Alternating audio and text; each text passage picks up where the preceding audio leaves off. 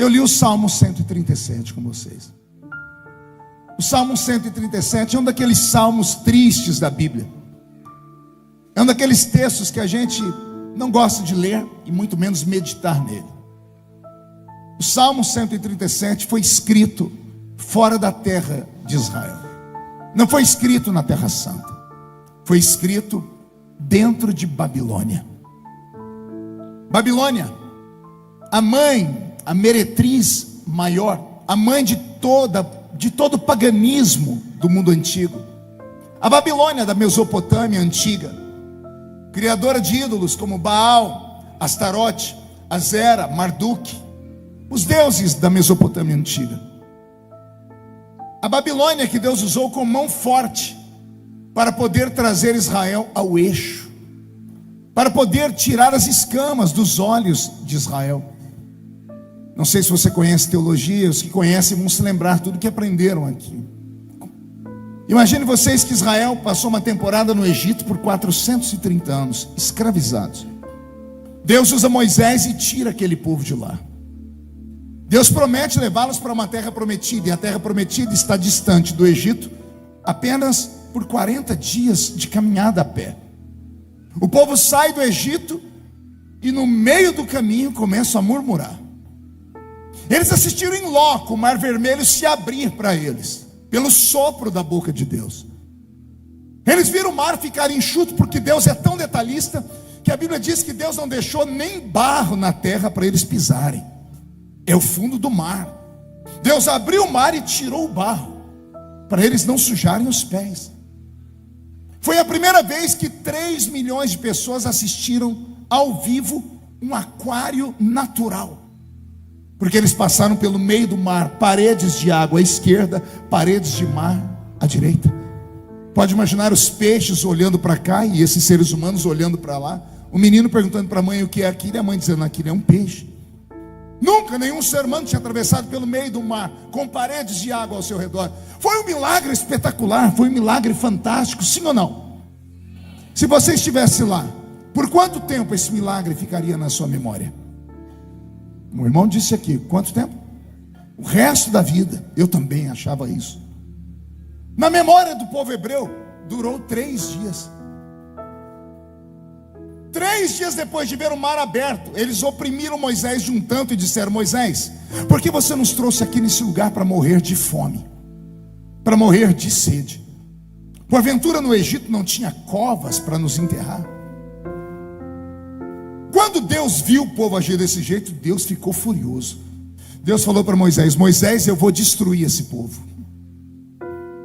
Aí Moisés bondosamente entrou na presença de Deus e falou: Senhor, não faz isso com esse povo. O que dirão as nações? Que o Senhor é um Deus que não tem paciência com eles. Aí Deus, por amor a Moisés, deixou o povo caminhar. Daqui a pouco, olha o povo murmurando de novo.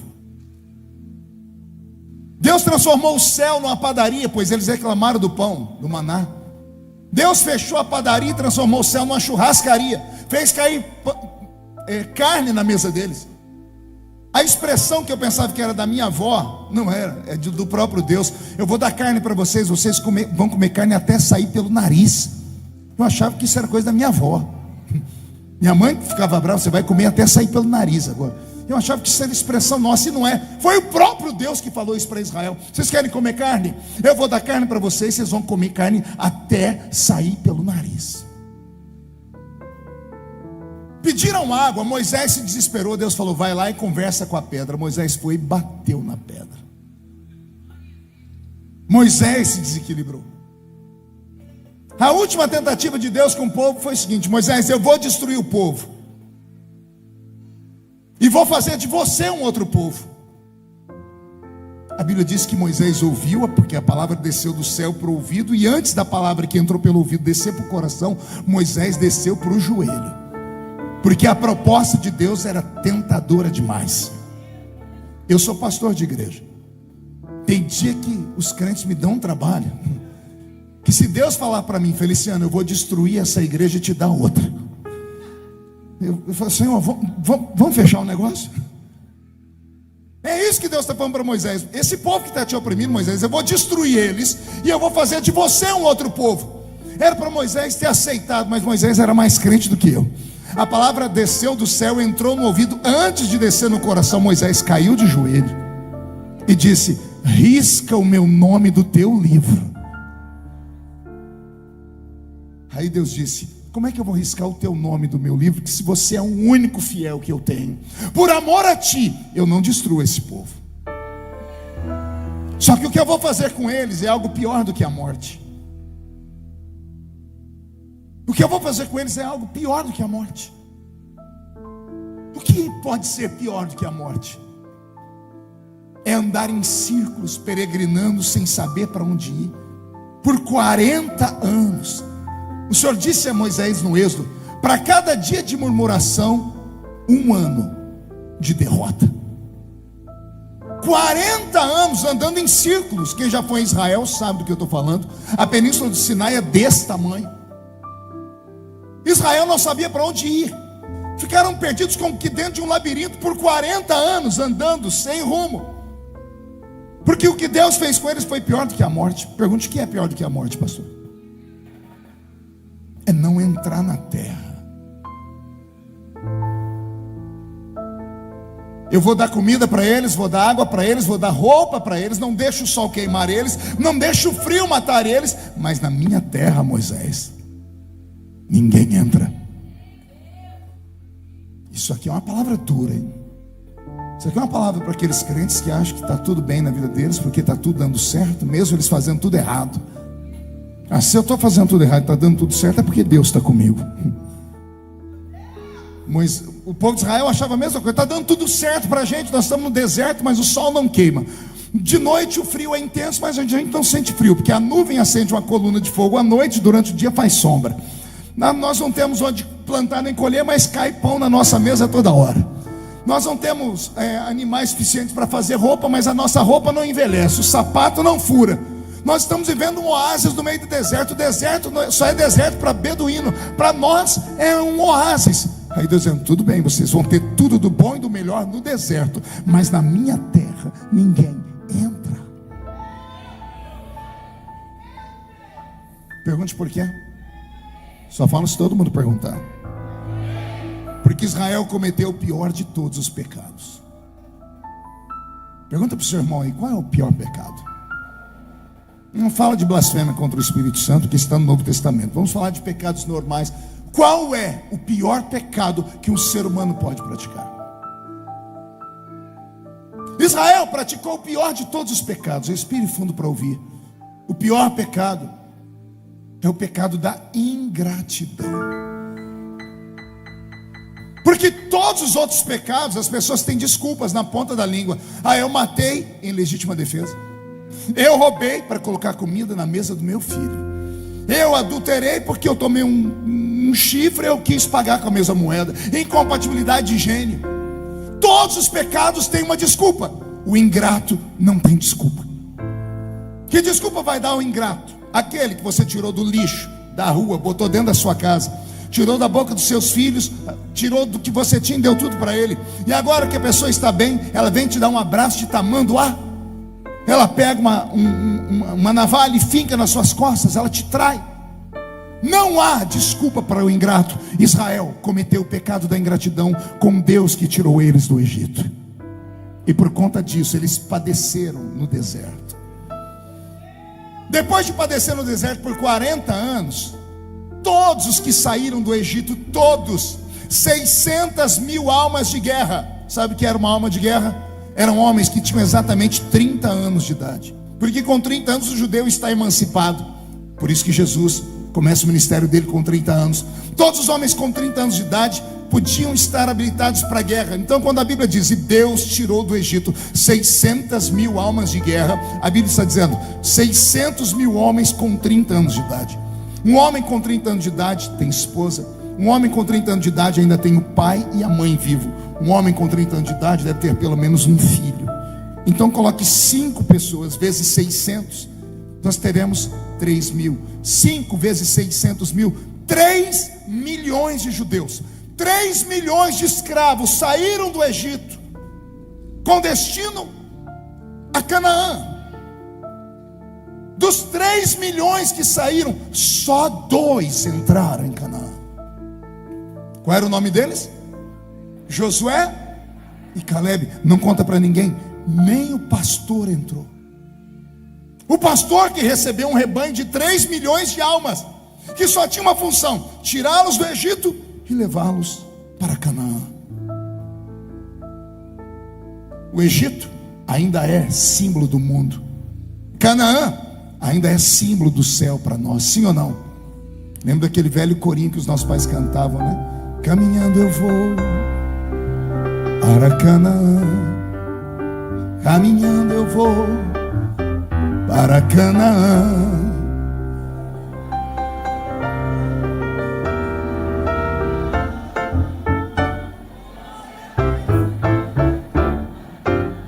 Achei os velhos tudo aqui dentro. O que os nossos pais estavam cantando? Eles estavam dizendo que assim como Deus tirou Israel do Egito, estava levando eles para Canaã, Deus tirará a igreja da terra e levará ela para o céu. Canaã é sinônimo do céu, o Egito é sinônimo da terra. Amém até aqui? Israel saiu do Egito, sim ou não? Entrou em Canaã, sim ou não? Entre o Egito e Canaã existe um deserto. E é no deserto que nós somos testados. Que você passe no seu deserto sem trair Deus. Que você não seja ingrato por tudo que Deus já te fez. Não seja aquele crente que só vem à igreja em busca de mais. Eu vou para Deus me dar. Não. Eu, com todo respeito, com 51 anos de idade, servindo a Deus desde os 13 anos, eu entro na igreja e nem peço mais nada, porque eu sou devedor a Deus pela eternidade toda. Eu entro aqui dentro e tento agradecer tudo aquilo que Ele já me deu. Ao entrar na igreja, não vem em busca daquilo que Ele tem para te dar, venha para agradecer aquilo que Ele já te deu. Pastor, mas o que foi que Ele me deu? Não seja ingrato. O seu nome está escrito no livro da vida. Seus pecados estão perdoados. E se a trombeta do arrebatamento tocar agora, você sobe direto para o céu. Posso ouvir um grito de glória a Deus nesta palavra? Israel entrou então em Canaã sob a liderança de Josué. E sob a liderança de Josué, Israel passou uma temporada na terra prometida sem ter nenhum rei sobre eles. Deus era o governador deles. Chamamos isso da temporada do livro dos Juízes. 300 anos em que Israel ficou naquela terra sem um governo humano, com um rei estabelecido. Deus levantava heróis. Deus levantou Gideão, Sansão, Débora, Baraque, Eude. O último de todos foi Samuel, o profeta. Por que Deus levantou esse pessoal por 300 anos? Deus teve que brigar com esse povo para tentar trazê-los de volta para perto de si. Deus queria que esses que nasceram no deserto tivessem aprendido com os pais deles que com ele não se brinca. Que a terra prometida foi preparada sim, mas para um povo que fosse obediente a ele. Pois o povo entrou em Canaã e por 7 vezes trocaram Deus pelos deuses de pedra. Cada vez que Deus levantava um juiz, era para corrigir Israel. Porque Israel pecava, Deus levantava os inimigos vinham contra Israel, roubavam, estupravam, matavam, queimavam a lavoura, aí Israel chorava. Quando Israel chorava, Deus levantava um herói, um juiz. Lá ia Sansão, lá ia Baraque, lá ia Débora, lá ia Eude, um deles. Aí quando eles levantavam e libertavam o povo adorava a Deus por um dia, 2, 3, 4. 2, 3 meses depois, ó, Israel adorando outro Deus de novo. Aí vinha outro inimigo e destruía Israel. Isso aconteceu por 300 anos. Quantos anos eu disse? Israel vivia igual um bêbado. Levanta e cai, levanta e cai, levanta e cai. Aí Deus começou a falar: desse jeito não dá, Israel. Eu não quero que vocês tenham outro Deus diante de mim. Eu sou um Deus ciumento. O primeiro mandamento era esse: não farás para ti imagem de escultura, nem do que há no céu, nem do que há na terra. Não terás outros deuses diante de mim. Pois Israel insistia nesse pecado. Deus começou a levantar profetas. Os profetas começaram a falar: ai de ti, Israel. Os profetas começaram a dizer: se não se converterem, tirarei vocês daqui, te levarei para uma terra onde vocês serão assolados. E ninguém acreditou. Até que no ano 609 a.C., o rei Nabucodonosor invadiu a Terra Santa com o exército de Babilônia. Invadiu a Terra Santa, queimou o templo sagrado do Senhor, roubou tudo que havia lá dentro, queimou os palácios, queimou as casas, queimou os muros de Israel. Você nunca achou interessante a expressão que a Bíblia diz que os muros foram queimados? Por que se queima um muro se o muro é de pedra? Quer perguntar para mim por quê? Porque no reinado de Salomão havia tanto ouro e tanta prata, que Salomão distribuiu ouro e prata pelas ruas da cidade, pelos muros. Os engastes dos portões de Jerusalém eram todos feitos de ouro. Havia imagens de animais colocadas em cima dos muros para ornamentar, tudo feito de ouro e prata. Jerusalém tinha 12 portas. Uma das portas era a porta do rei. A porta do rei, o chão era todo de ouro, porque só o rei caminhava por aquela estrada. Foi nessa estrada que milhares de anos depois está entrando Jesus em Jerusalém. Aí os judeus se lembraram que por aquela porta entraria o rei. Olharam para o chão, não tinha mais ouro. Aí os judeus pegam palmas, folhas, roupas e colocam, e Jesus vai passando em cima do jumentinho. Aquela estrada um dia foi pavimentada de ouro. Só que o rei Nabucodonosor queimou Jerusalém. Por que ele queimou? Para derreter o ouro, derreter a prata, derreter todos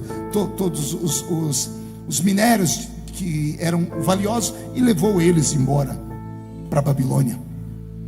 A primeira leva de judeus sai de Israel com 1 milhão deles. Quantos eu disse? 1 milhão de judeus saem de Jerusalém e vão para a Babilônia. Nessa primeira leva, alguns judeus muito conhecidos da igreja, personagens da Bíblia com nome, são levados. Daniel e seus 3 primos, Ananias, Misael e Azarias. O apelido deles? Não ouvi? Nesta primeira leva, em 609 a.C., 1 milhão de judeus é levado. E nesta leva, alguns judeus de sangue azul, como Daniel, que era da aristocracia judaica, são levados. A segunda leva deles são 20 anos depois, o ano 587 a.C. Lembrando que o Velho Testamento, os anos são contados em ordem decrescente, até Jesus. De Jesus para frente nós temos outro calendário. Temos antes de Cristo e depois de Cristo. Antes de Cristo, o calendário é contado em ordem decrescente: 609, 587, assim sucessivamente. Jesus nasce, aí o ano começa a ir em ordem crescente. Amém até aqui? No ano 587, a segunda leva é levada. E no meio desta leva, um jovem sacerdote, ou melhor, que sonhava ser sacerdote, filho de sacerdotes, é arrastado para a Babilônia. Ele vai se tornar um judeu famoso. O seu nome, Ezequiel. Diga comigo, Ezequiel. Não ouvi direito? Enquanto o velho seu irmão, pergunte para ele: você conhece Ezequiel? Roberto, mude a música. Vocês que estão com a Bíblia aí, coloque para mim Ezequiel capítulo 2, por favor, versículo 1, aí no telão.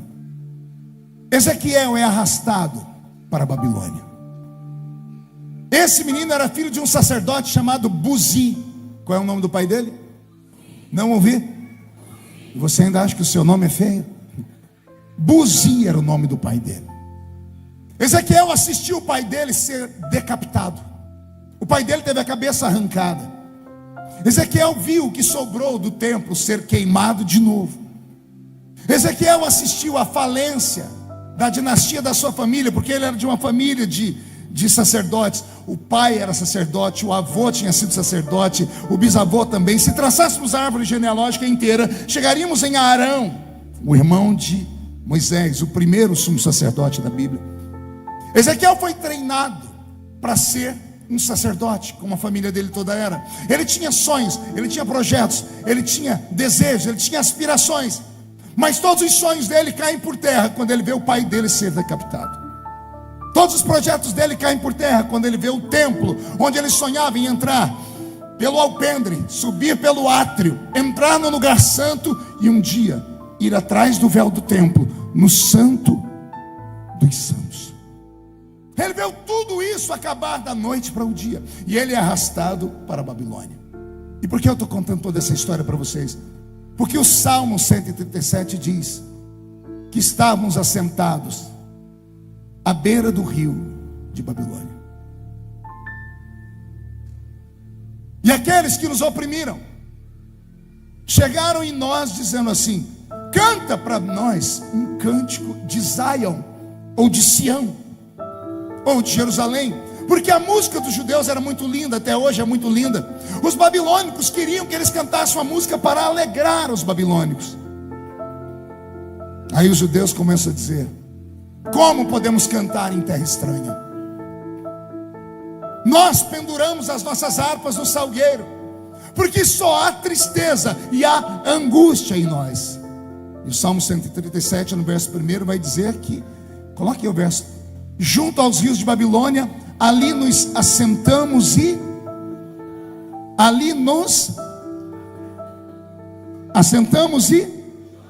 diga bem alto: assentamos e choramos. Assentamos e ali fizemos o quê?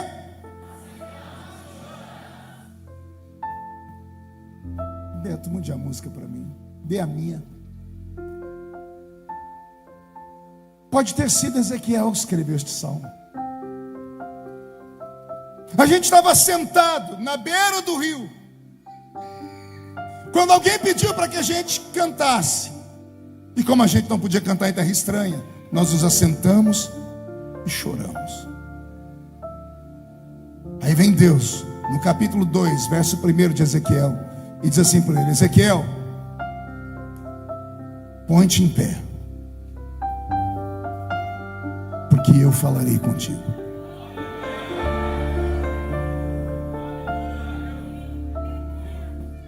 Olha como a Bíblia vai se encaixando. No Salmo 137, ele está sentado e está chorando. Está sentado porque não tem forças, nem para caminhar, nem mais para andar. Você já deve ter passado por uma luta muito violenta na vida, em que a primeira coisa que você perde são as forças nas pernas. Quem já viu pessoas receberem notícias violentas de tragédias e na hora desabarem? Quem já viu uma mãe receber a notícia do policial: seu filho morreu, e ela não desmaia, ela simplesmente cai.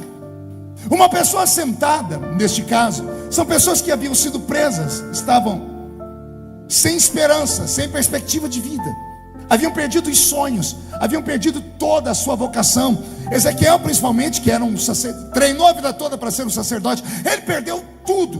Por isso ele diz: estávamos assentados, estávamos chorando. Aí Deus veio até mim e disse: Ezequiel, põe-te em pé, porque eu quero falar contigo. Aleluia. E Deus falou coisas grandes a Ezequiel, porque quando ele ficou de pé, ele ouviu a voz de Deus, e a Bíblia diz na boca de Ezequiel: e eu olhei para o céu e tive visões de Deus. Não dá para ter visões de Deus assentado. Não dá para ter visões de Deus trancado dentro de um quarto com depressão profunda, tomando Lexotan e Rivotril. Não dá para ter visões de Deus se você não acredita nos seus próprios sonhos, na sua própria vocação, na sua própria chamada. Não dá para ter sonhos de Deus se você entrou aqui dentro e não consegue se ligar no culto pensando apenas nas misérias que a vida tem lhe dado. Não dá para ter visões de Deus se você não acredita em si mesmo. Não dá para ter visões de Deus se você veio aqui dentro apenas para cumprir uma tabela e não para absorver tudo aquilo que acontece aqui dentro.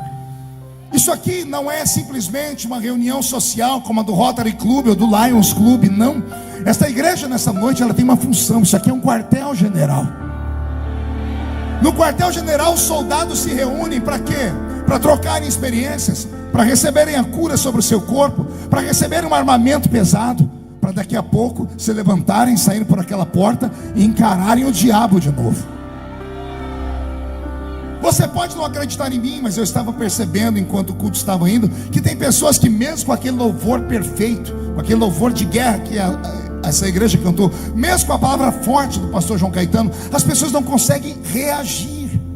Elas estão com o ombro caído, ficam cruzados, com os braços cruzados, com uma cara de derrota. Não conseguiram dar um grito de glória a Deus. E eu não estou aqui te atacando, tá? Porque eu sei que eu não sou onisciente, eu não sei que você passou o dia todo, eu não sei qual é a sua luta. Porque tem gente aqui que não consegue dar glória a Deus, porque a luta é muito violenta, é muito intensa. Mas já que você entrou aqui dentro, por favor, tenta se animar. Já que você veio para cá, dá a Deus uma oportunidade dele se revelar a você. E como é que Deus vai se revelar a mim, pastor? Não é você ficar assentado e chorando. Para aquele que está sentado e está chorando, assim diz o Senhor: põe-te em pé, porque eu quero falar com você. E eu quero falar com você dentro do cativeiro. Deus não deu palavra a Ezequiel dizendo: eu vou te tirar do cativeiro. Deus não fez promessas para ele: eu te tirarei daqui, te levarei para uma terra. Não, o Senhor disse: eu vou falar com você dentro desse cativeiro. Eu vou te dar uma palavra dentro desse cativeiro. E detalhe, é no meio deste cativeiro que você vai ter visões de Deus. E com estas visões, você vai animar uma leva ou duas levas de pessoas que estão no mesmo cativeiro que você, mas não tem mais fé. Mas Deus encontrou em você alguém em quem Ele pode confiar. Você será usado para erguer a sua família depois desta noite. Você será usado para erguer o departamento que você faz parte. Você será usado para erguer a sua geração. Até porque eu acredito que estou pregando aqui para uma geração profética, uma geração que vai assustar o inferno depois desta noite. E se tem alguém que concorda comigo, não dá um grito de glória a Deus, não. Dá um berro de glória a Deus aí, por favor.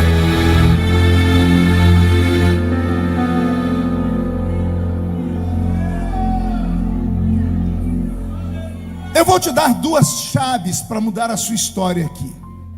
Preste atenção nesse versículo de Ezequiel. Ezequiel 2:1. Põe-te em pé, porque falarei contigo. Amém? No Salmo 137, a Bíblia diz que eles estavam assentados e não ouvi. Coloque para mim o Salmo 126, versículo 6. Aquele que leva a preciosa semente, de que jeito?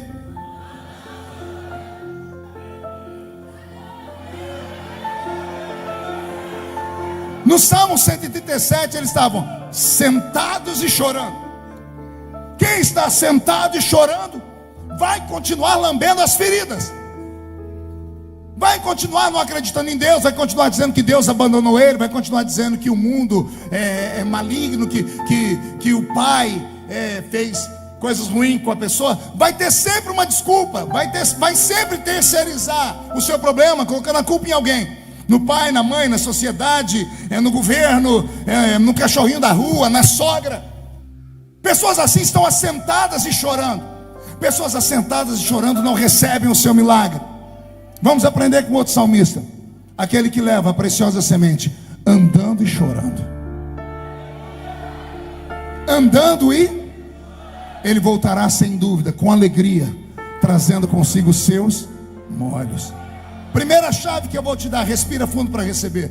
Você tem duas opções: ficar sentado chorando, ou se levantar e andar e continuar chorando, mas não ficar chorando parado, não ficar esperando a morte chegar, não ficar esperando que alguém bata na sua porta, Papai Noel, o gnomo. Eles estão esperando que o governo te dê alguma coisa.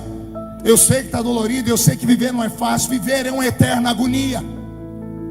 Se você não sabia disso, anote aí. Eu tenho 51 anos de idade, estou aqui para te dizer: viver não é para fracos. Fracos não conseguem viver. Fracos saltam da vida para a morte, tiram a sua própria vida. Fracos jogam a culpa nos outros. Viver não é para qualquer um. Viver é só para quem sabe de onde veio, o que está fazendo aqui e para onde vai. Vamos falar de novo. Viver não é para qualquer um. Só dá para viver nessa vida quem sabe de onde veio. Eu sei de onde eu vim. Pergunte: de onde, pastor? Eclesiastes 12:7. Quando o homem morre, o pó volta para o pó, mas o espírito, não ouvi? O espírito retorna. Eu não sou um corpo, eu sou um espírito. Eu sou um espírito que habita dentro de um corpo. Eu não tenho um espírito, eu tenho um corpo. Explica melhor, pastor. Explica. O verbo ter e o verbo ser. O verbo ter é passageiro. Eu tenho esse sapato agora, daqui 2 anos não terei mais. Eu tenho esse terno agora, daqui a algum tempo não terei mais. O verbo ter é passageiro, e o verbo ser é eterno. Eu tenho um corpo. Se eu morrer agora e alguém me enterrar, daqui 20 dias, se você for lá na tumba e desenterrar, você não vai encontrar nada a não ser ossos e cabelo. Porque o corpo é passageiro. Então eu não sou um corpo, eu sou um espírito. O espírito é eterno. E a Bíblia diz na boca de Salomão que o corpo volta para o pó, mas o espírito. Então eu sei de onde eu vim. Não, vou falar de novo, tem gente que não está entendendo. Você não veio só da barriga da sua mãe, não, seu bocó. Que você usa isso como argumento para ficar se autoflagelando. Eu nasci de um aborto mal feito.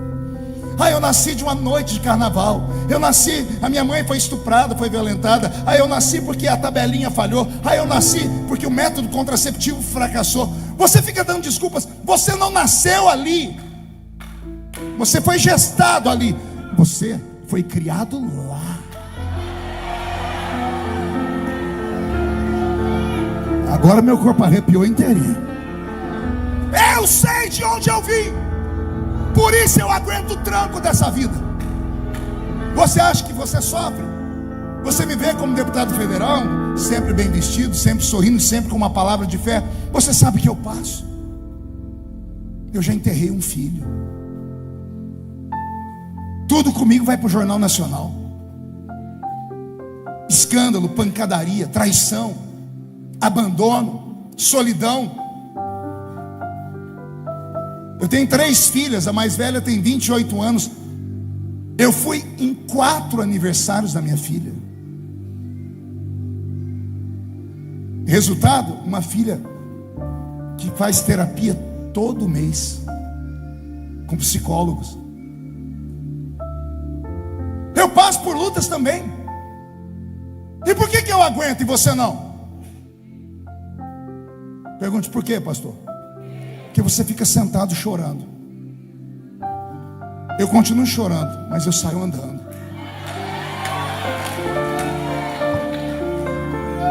Eu saio levando a preciosa semente. Porque há uma promessa para quem vai andando e chorando. Com certeza, com alegria, voltará um dia trazendo seus molhos. Então a escolha é sua: ficar sentado e chorando, ou se levantar e continuar chorando. Não há promessa para quem fica sentado chorando, mas há uma promessa para quem sai andando chorando. Ouve a voz do teu Deus, Ezequiel. Põe-te em pé, porque eu quero falar com você. Deus te trouxe nessa noite porque Ele quer te colocar de pé. Vai acontecer um rebuliço na sua casa. Vai haver uma mudança no seu ministério. E não me pergunte como vai ser, eu só sei que vai ser porque eu estou ouvindo Deus falar ao meu coração. Deus vai inverter a fila, o último vai ser o primeiro. Quem estava embaixo vai para cima, como uma roda gigante. Deus vai usar coisas que você jamais imaginou para te projetar. O tempo de cantar está chegando. O choro que durou uma noite já vai acabar, porque a alegria está vindo pela manhã. Se os inimigos entraram contra você por um caminho, por 7 caminhos fugirão de ti. O justo cai, mas não fica prostrado. O justo cai até 7 vezes, mas de todas elas o Senhor coloca ele de pé. Os inimigos entrarão contra ti por um caminho, mas por 7 caminhos terão que fugir de ti. Se levantarem contra ti 11.000 demônios, 1.000 cairá de um lado, 10.000 do outro lado, e você não será atingido.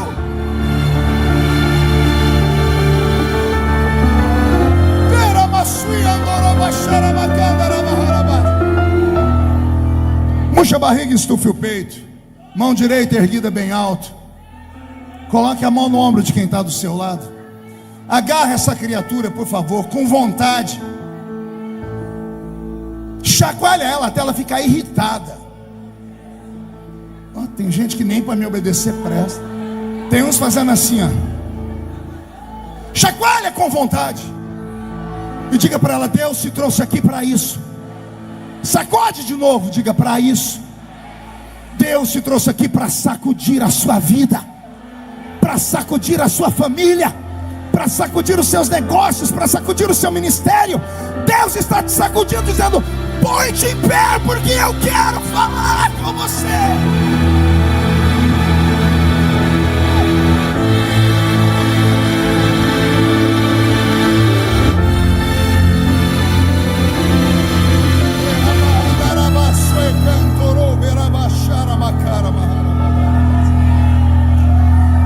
Senta aí.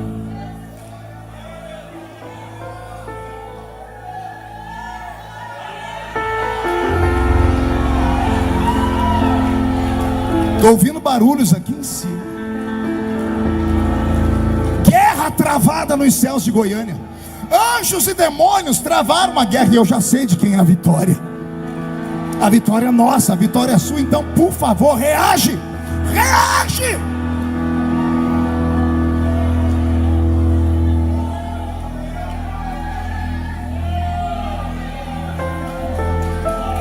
Davi, no Salmo 139, versículo de número 16, ele diz uma coisa que os calvinistas amariam me ouvir falar sobre isso. Olha lá: os teus olhos viram meu corpo ainda informe, e nu, o coral, e nu, todas estas coisas foram escritas, as quais em continuação foram formadas, quando nem ainda uma delas havia. Você entende, Davi? Davi, quando escreve esse salmo, está velho, passou por tudo e um pouco mais. Davi pecou. Davi enterrou 3 filhos. Davi perdeu uma filha, a única filha, para um incesto. Ela foi estuprada pelo irmão. Imagine, você ter 20 filhos, 19 meninos e uma menina. Imagina o que essa menina não fazia com Davi. Eu sou pai de 3 meninos e agora tenho a minha netinha Aurora. Eu chego em casa, eu me sinto um sultão, cercado de mulheres. Menina é mais carinhosa com o pai do que com a mãe. Davi só tinha uma, e ela foi estuprada. E a mulher estuprada no Antigo Testamento, ela era expulsa de casa, porque entendiam pela lei que a mulher havia sido estuprada porque ela havia dado ousadia. Mundo machista. Fim da vida, Davi tinha passado por tudo. Aí ele escreveu isso aí, ó. Ele chegou à seguinte conclusão: ei Deus, tudo o que aconteceu comigo, tudo já estava escrito.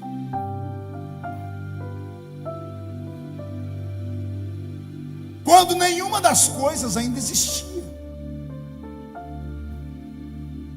Davi está dizendo assim: está tudo certo. Tudo que está acontecendo com você tem um propósito de ser. Ah, o diabo é um mero empregado. Se ele tocou na sua vida, foi porque ele pediu para Deus antes. E se Deus deixou, é porque Deus quer te dar mais do que aquilo que ele tomou. Deus não é sádico para ver o seu filho sofrer, a sua filha sofrer. Ele não se alimenta da nossa dor. Existem 2 grupos de seres humanos no mundo apenas para Deus: filhos e criaturas. João capítulo 1, né, lá pelo verso 11 e 12. Ele veio para os seus, mas os seus não receberam. Mas a todos quanto receberam, deu-lhes o poder de serem feitos. O quê? Então o homem não nasce filho, ele é feito filho. Nem todo ser humano nesse mundo é filho de Deus. Se a gente falar isso na rua, a gente é apedrejado. Mas está escrito na palavra de Deus.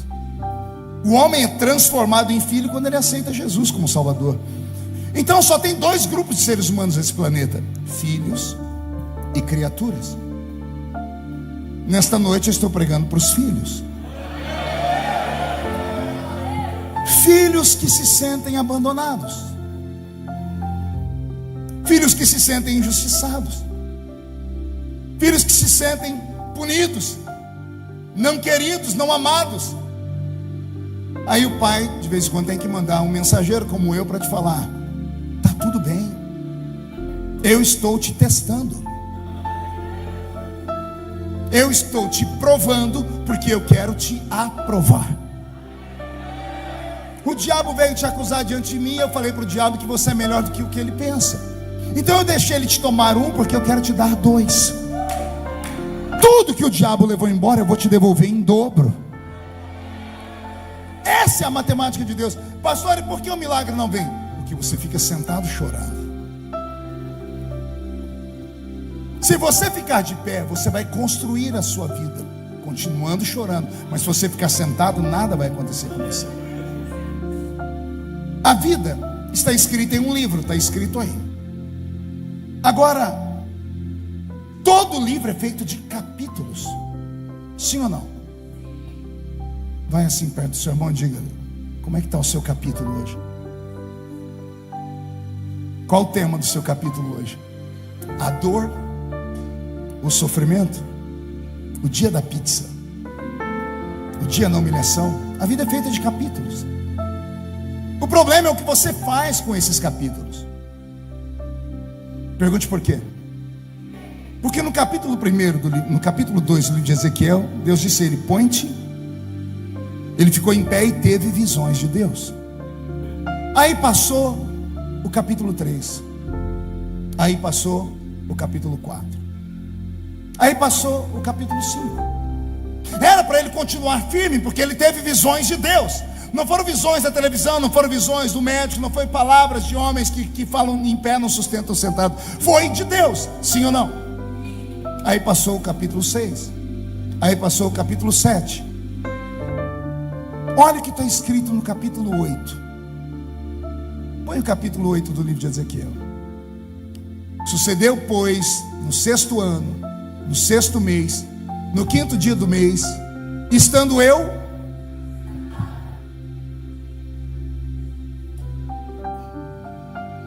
o quê? Mas Deus não tinha colocado ele de pé.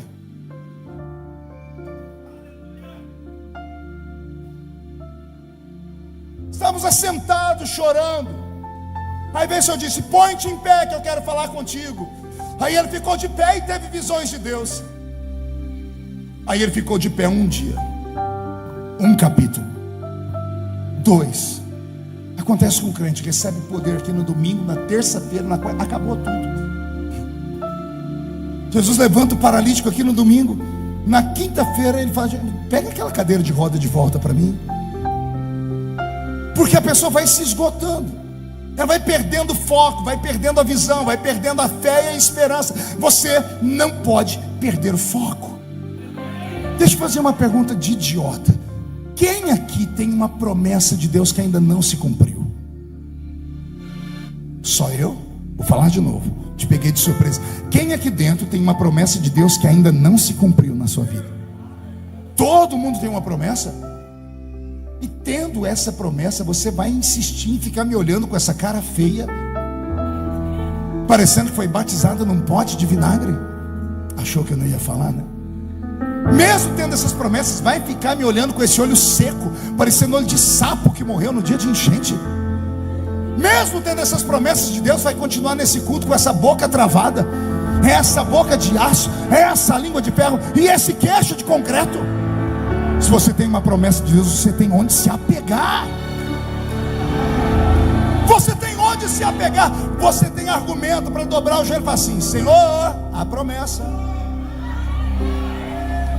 Aí vem a morte bater na sua porta: vou te levar. E você diz: Senhor, a promessa. A morte não quer respeitar a promessa. Aí vem alguém roubar: Senhor, a promessa. Como é que você acha que eu estou de pé até agora? Já fizeram a missa de 7º dia para mim umas 20 vezes. Mas quando chega no 7º dia, eles vão querer fechar o caixão lá para fazer. Não me encontram mais. O que aconteceu? Ressuscitou. Eu quero profetizar sobre a sua vida nessa noite. Deus não te trouxe aqui só para você ver um velho pregador. Deus te trouxe aqui para te colocar de pé, porque vai acontecer um rebuliço na sua vida. Deus vai abrir uma porta tão grande, mas tão grande, que você vai arrastar a sua família inteira para dentro da porta. Deus vai te dar uma bênção tão poderosa, mas tão poderosa, que vai sobrar, vai ter para você e vai sobrar para você ajudar a família inteira. Não, a bênção vai ser tão grande que além de ajudar a família, vai sobrar para você ajudar os amigos. Não, vai ser maior. Além de ajudar a família e os amigos, vai sobrar para você ajudar até os seus inimigos.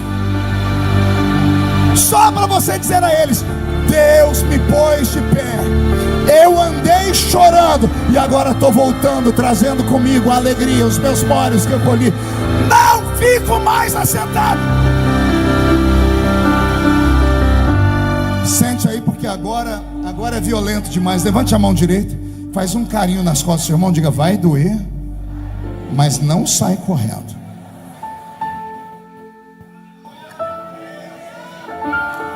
Quando eu era menino, os pais na festa sempre falavam assim: quem não vem pelo amor. Eita, não sou só eu que aprendi isso não? Então vamos lá: quem não vem pelo. Deus chegou em Ezequiel, ele estava sentado chorando. Põe-te em pé, porque eu quero falar contigo. Isso é amor. Ele ficou de pé e eu tive visões do Senhor. Aí a vida foi pedindo outros capítulos. Passaram os capítulos, chegamos no capítulo 8. Deus olhou para ele e ele estava de novo sentado. Voltou para o buraco de novo. Qualquer semelhança na sua vida não é mera coincidência. Agora o problema é o que vem depois. Põe o versículo de número 3. E estendeu a forma de uma mão e tomou-me pelos cabelos da minha cabeça, e o Espírito me levantou entre a terra e o céu.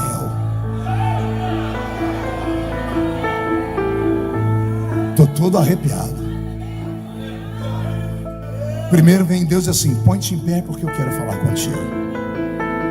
Aí você fica de pé e recebe bênção. Daqui a pouco você fica se fazendo de importante, achando que o mundo gira em torno do seu próprio umbigo, achando que é melhor do que os outros. Pastor prega 2 horas, que termina de pregar 2 horas, há fila de gente para ele orar. Aí o pastor fala: mas que oração? Porque eu quero uma oração especial. Mas quer dizer que o culto não prestou nada para você. 2 horas de pregação aqui, não entrou nada dentro do seu coração. Palavra liberada, louvores, nada. Você quer ser a cereja do bolo da igreja. Você quer que o mundo gire em torno do seu umbigo. Você quer que todo mundo olhe para você. Você é o coitadinho dos coitadinhos, é isso? Você se sente o verme do carrapato, é isso?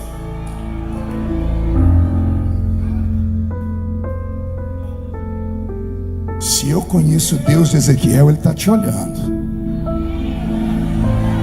Você já viu a minha glória. Eu já me manifestei na sua vida. Eu já te dei livramento. Eu já salvei alguém da sua casa. Eu te tirei lá de baixo, eu te coloquei num lugar melhor. Quando você entrou aqui, você era tão feio que quem olhava para você não sabia se você estava de frente ou de costa. Você não tinha nada, a não ser aquele palitozinho de uma lista só. Aí o tempo foi passando na igreja. Deus se revelou a você. Você ficou em pé, Ele te deu a glória dele. Aí está você agora de novo, com esse pescoço de girafa, com esse nariz esticado, dizendo: esta igreja não é boa o suficiente para mim. Eu vou para aquela outra ali. Estou buscando algo sobrenatural. E aí fora daqui leva uma vida porca, podre e torta. Bebe, fuma, se droga, se prostitui. E aí entra aqui dentro querendo os milagres de Deus. Pior, termina o culto, você fala: essa igreja não tinha unção, viu? Nossa, eu vou procurar outro, porque esse pastor aí só grita, só faz isso, só faz aquilo. É hoje.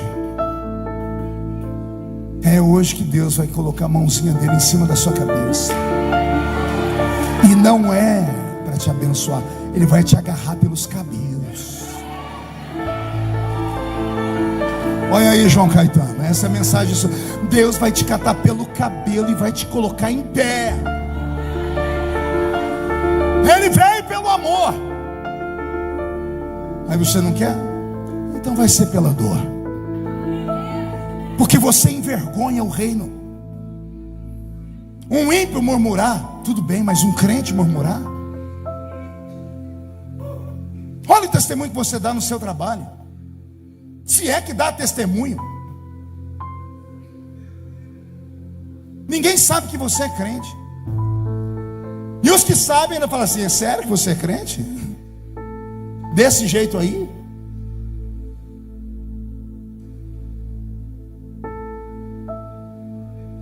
Eu disse que eram duas chaves. A primeira foi aquela: você vai continuar chorando, é você que tem que escolher se vai chorar sentado ou se vai chorar andando. A segunda é essa: se você não se levantar, Deus vai te levantar.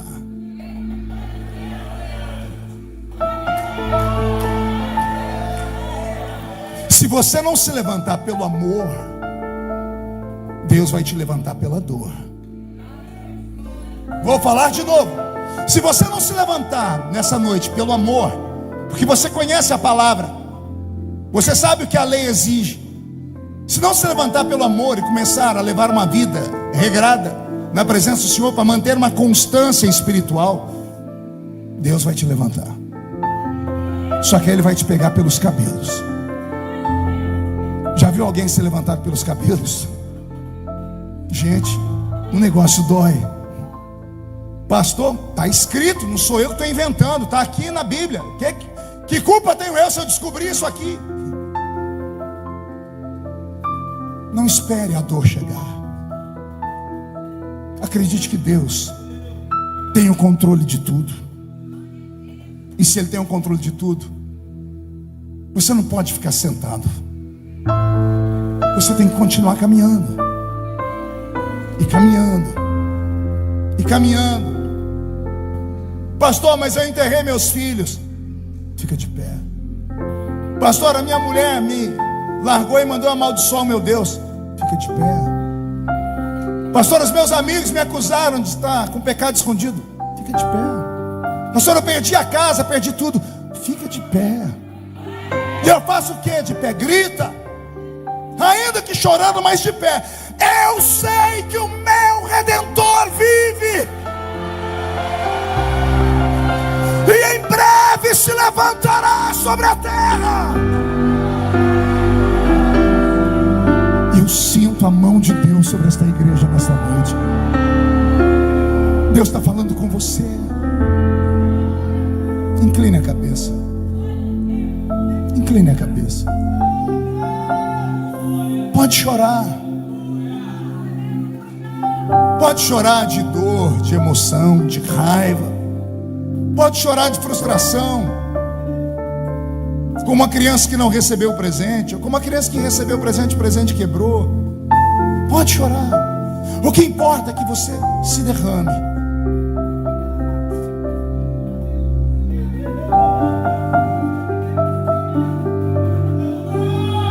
Fala para Deus: não precisa me puxar pelo cabelo não, eu vou ficar em pé. Está ouvindo o chefe da casa?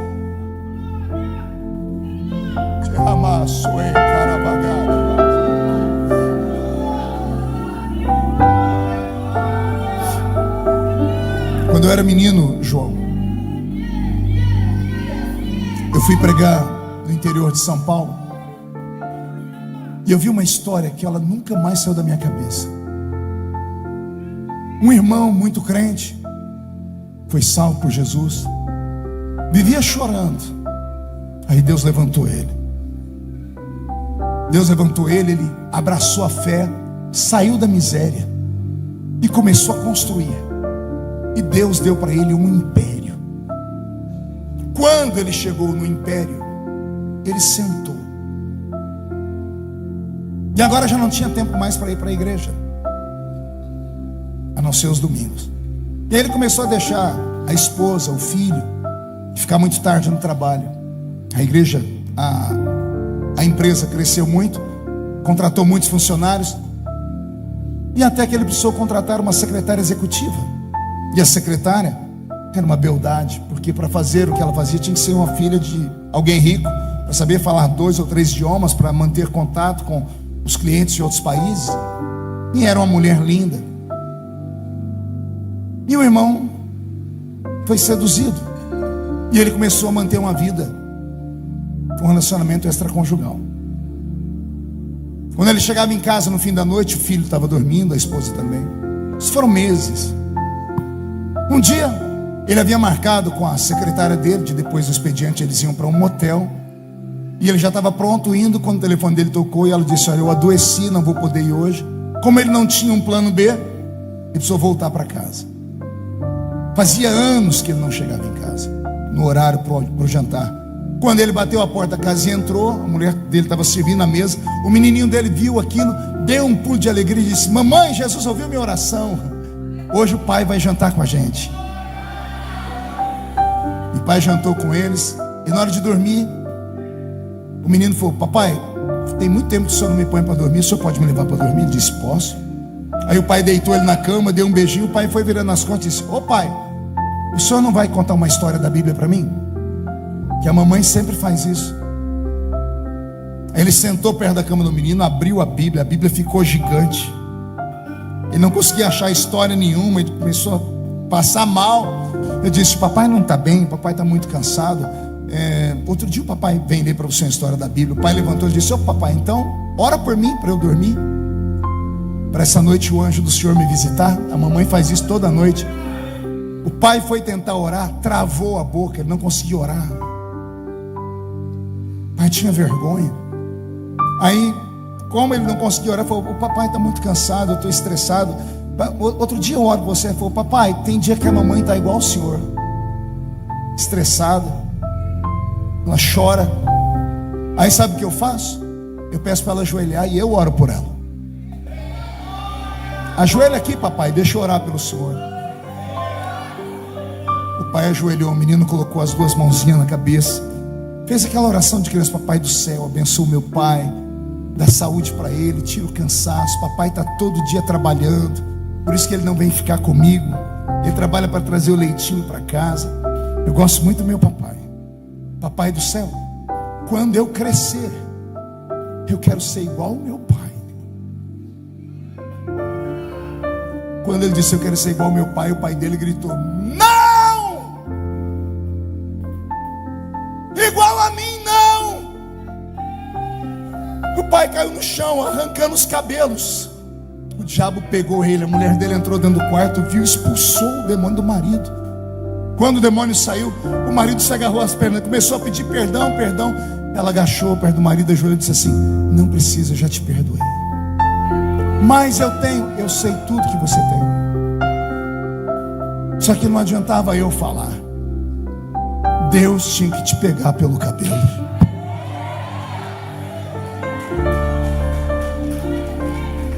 Pastor, está doendo demais essa palavra. Se sinta amado. Porque se está doendo é porque você ainda está vivo.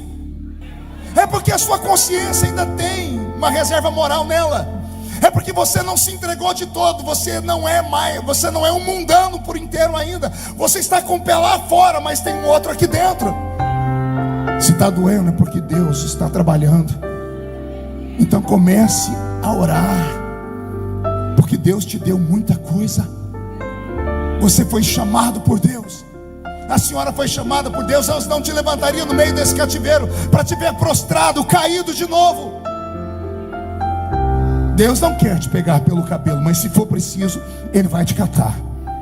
Ele vai te erguer entre o céu e a terra e vai te falar: quem foi escolhido não tem escolha.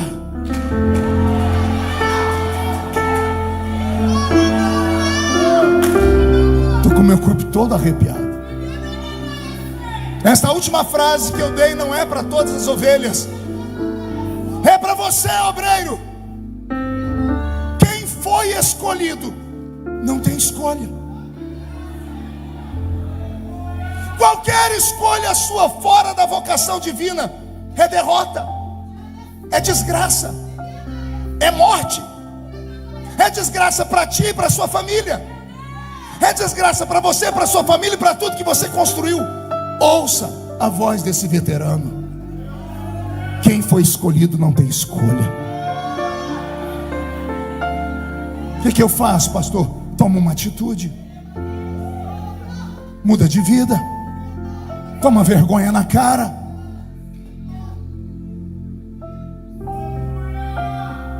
Ou você quer que Deus mande um profeta te catar pelo braço e te trazer aqui na frente? Eu não sou adepto desse movimento, mas se for preciso eu não faço questão, porque eu acho que você não precisa disso. Você só precisa olhar para o espelho e ver tudo que você construiu na vida. Vai jogar tudo para o ar por causa de uma quenga?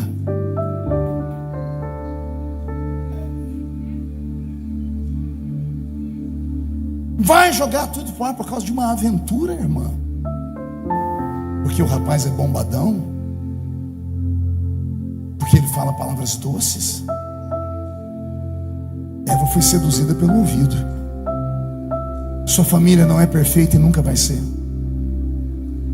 Seu cônjuge não é perfeito e nunca vai ser. Permanecer casado é uma escolha. Ou você pode fazer como faz todo mundo: troca de família. Eu sou pastor, eu atendo divórcios.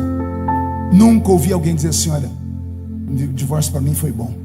Nunca. Uma vez um amigo meu disse assim para mim: Feliciano, só muda o cachorro, a coleira é a mesma. Muda o tamanho, a forma, o hálito, mas a coleira é a mesma.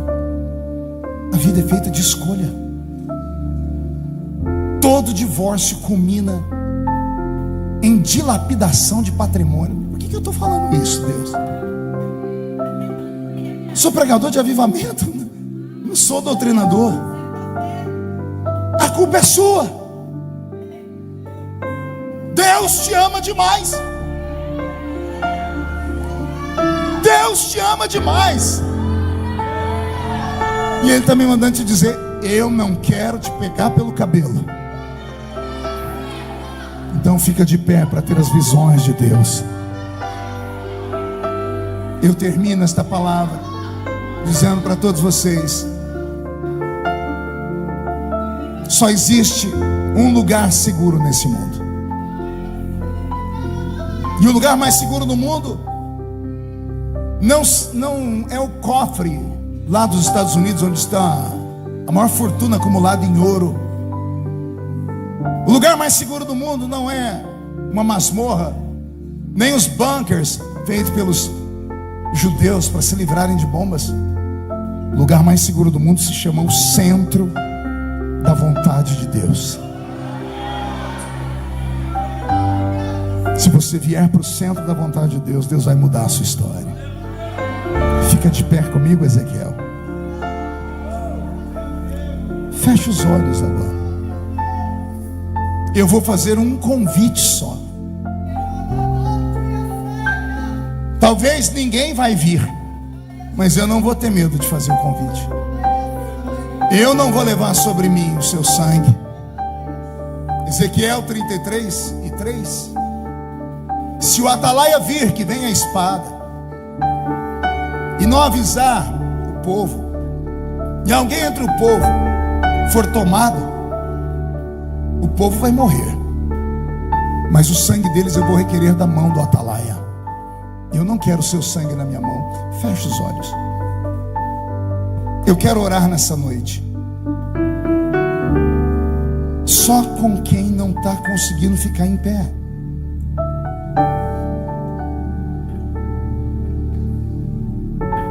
Você quer, mas não está dando conta. Você tenta, mas não está conseguindo. Você tomba, você cai, você escorrega, você se joga.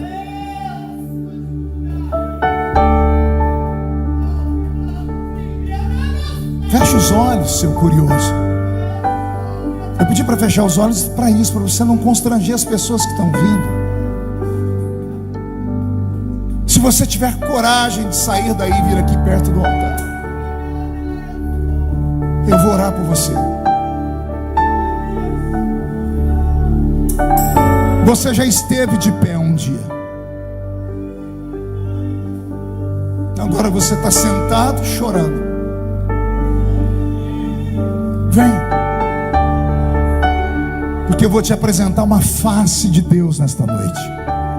Eu vou te apresentar a face de Jeová Jiré. Por quê? Porque Ele proveu no passado, Ele vai prover de novo hoje. Fogo não me queima, as águas não vou afogar, pois estás comigo, não estou sozinho. Eu estou guardado no esconderijo. Vai perder a chance? Não estou sozinho. Vai deixar o orgulho te arrastar? Tu estás comigo. Vem! É porque se eu estou guardado por quem nunca perdeu. Vem, eu estou te esperando. Seu nome é Jeová Jiré, irás prover de novo. eu creio em ti. Haja o que houver, venha o que vier, irás prover de novo.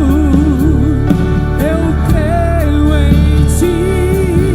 Eu não vivo do que vejo, vivo do que creio. Irás Prover de novo. eu creio em ti.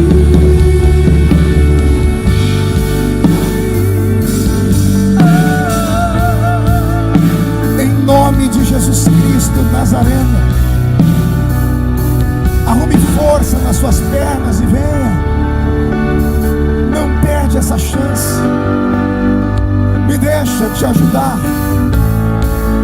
A Bíblia diz que a oração de um justo pode muito em seus efeitos. Me deixa orar por você. Vem, vem, Fogo não me queima, vem. as águas não vão afogar, Pois estás comigo. não estou sozinho. Eu estou guardado No esconderijo, não estou sozinho. Tu estás comigo. Tremer por ter, se eu estou guardado por quem nunca perdeu batalha. Seu nome é Jeová Jiré. irás prover de novo. Eu creio em ti. Eu Vivo do que vejo, eu vivo, vivo do que creio. irás prover. De novo, eu creio em ti. Em nome de Jesus. Eu quero orar pelos meus irmãos que vieram à frente, meu Pai. Eu quero orar por esse homem, por essa mulher, por esse rapaz, por essa moça. Eu quero orar por esse ancião que tiveram a humildade de sair do lugar deles e vir no altar. Da caminhada deles, do lugar onde estavam até aqui, Senhor, o Senhor já fez um milagre. O Senhor leu os corações, o Senhor leu as mentes, e o Senhor viu que eles reconheceram que não dá para caminhar sozinho. Eles estão chorando, meu Pai. Estavam sentados chorando, agora estão andando e chorando.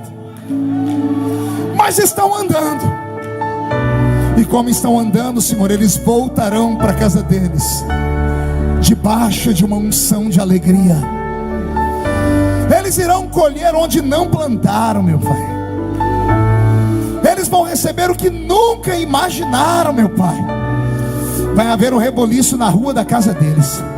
Quando eles colocarem o pé na rua da casa deles, Senhor, vai explodir uma bomba espiritual lá. Todos os demônios daquela rua vão embora.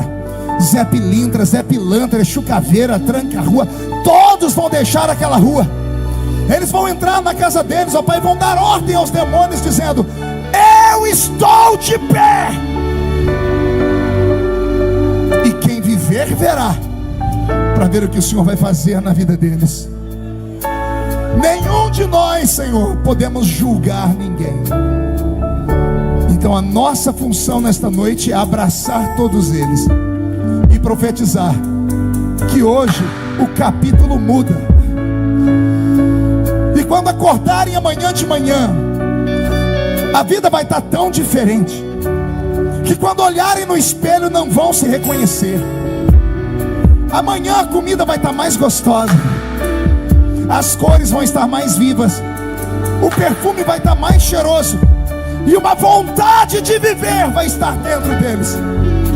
Eu profetizo que neste Natal a família estará reunida ao redor de uma mesa farta. Eles vão olhar a família unida, com saúde, vão ver as contas do banco equilibradas, vão lembrar de que um mês atrás estavam em derrota e agora estarão em vitória.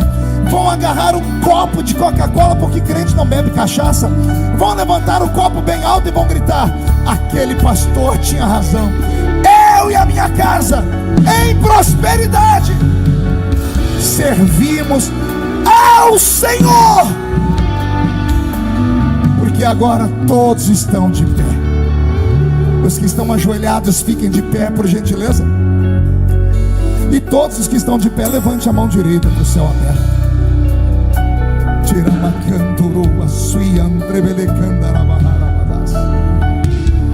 Diga comigo em nome de Jesus: todos os demônios que me cegaram, que me ensurdeceram, que apagaram a chama, que roubaram a pureza, a santidade, os dons, a alegria, a vontade de vencer, os sonhos, os projetos, eu ordeno. Não estou pedindo, estou ordenando. Venha para a palma da minha mão agora. Feche a sua mão com autoridade. Eu vou contar até 3, você vai jogar no chão e vai pisar em cima. E aí você vai abraçar 2 pessoas. Por que eu tenho que abraçar, pastor? Porque a Bíblia diz que quando 2 ligam na terra, é ligado no céu. E aí você vai dizer para o seu irmão: eu estou de pé. Deus não vai ter que me pegar pelo cabelo, vai ser pelo amor. E eu terei um testemunho para contar. Você nunca mais será o mesmo. 1,5. Sua família sentirá orgulho de você de novo. 2. Quem viver verá o que Deus fará na sua vida depois desta noite. 2,5. Da unção que existe dentro deste ministério, porque foi ela que te atraiu até aqui. Esta unção vai impregnar sobre a sua vida e a sua casa. 2,75. Goiânia voltará a ser a capital do avivamento do Brasil. 3. Jogue no chão, pisa em cima. Abrace 2 pessoas. Abrace. E a tempestade e o vento forte não vão roubar a minha fé. Em ti, meu Deus, a tempestade e o vento forte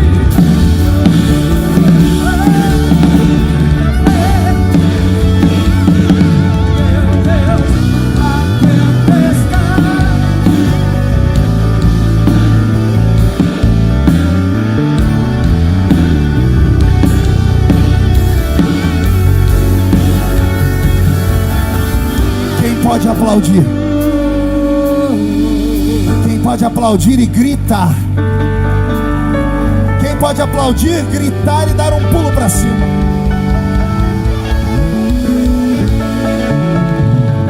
Agora pegue na mão de quem está do seu lado.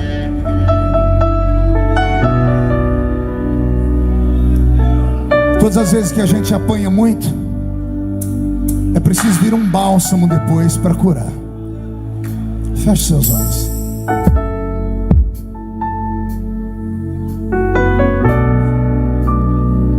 Eu poderia estar em qualquer outro lugar, mas tua glória me atraiu, Tua presença me atraiu. Tentei me esconder, o medo de não viver, mas tua glória me atraiu. Tua presença me atraiu. que a sarça pegou fogo e não me consumiu, E a voz que saiu dela um dia me atraiu, e o meu coração queimou até que descobriu que um dia com tua glória vale mais que mil. É que a sarça pegou fogo e não se consumiu, e a voz que saiu dela um dia me atraiu, e o meu coração queimou até que descobriu que um dia com tua glória, um dia com tua glória vale mais que mil. Solte a mão do seu irmão e adore ao Senhor.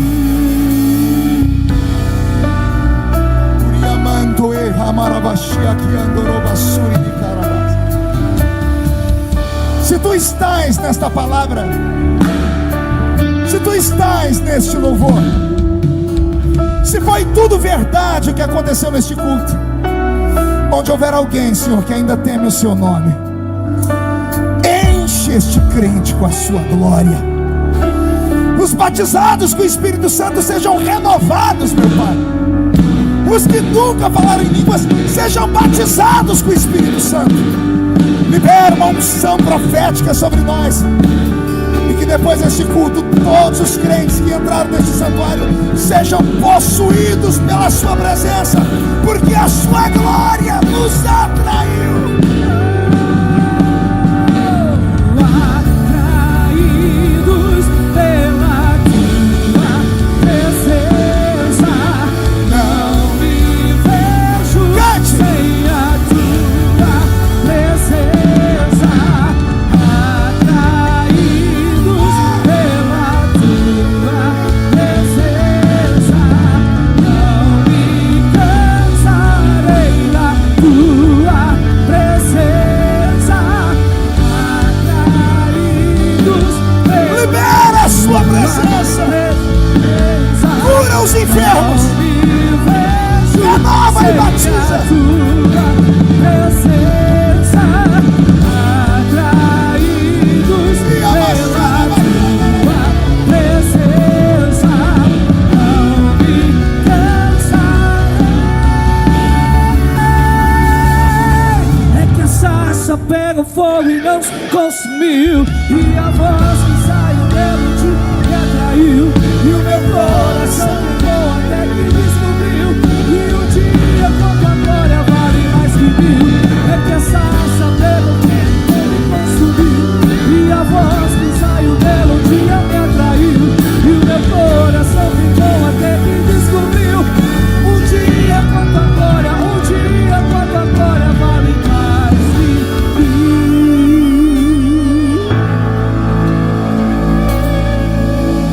Quantos podem Aqui adorar o você encontra Senhor? conteúdos que irão edificar a sua vida. Louvores, palavra, oração. São mais de 1000 vídeos publicados para abençoar milhares de vidas. Inscreva-se no nosso canal, deixe o seu like, comente e compartilhe.